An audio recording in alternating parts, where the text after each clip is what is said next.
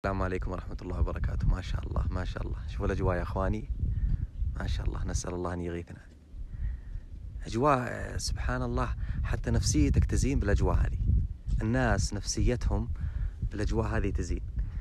يعني تبغى نفسيتك وجوك الداخلي أيضا يكون دائما 24 ساعة صيفا وشتاء مثل هذه الأجواء الجميلة.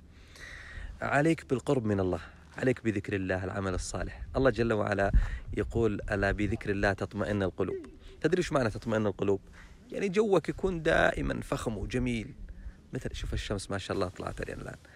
يكون جوك حلو إذا كنت قريبا من الله سبحانه وتعالى.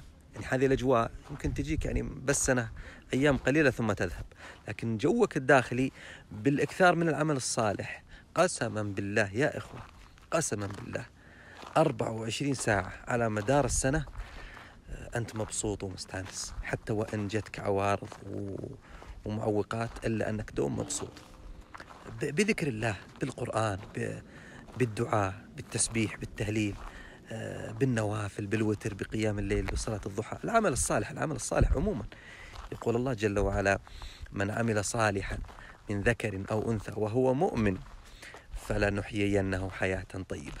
وش الحياة الطيبة؟ هذا الجو الفخم، جو داخلي هنا.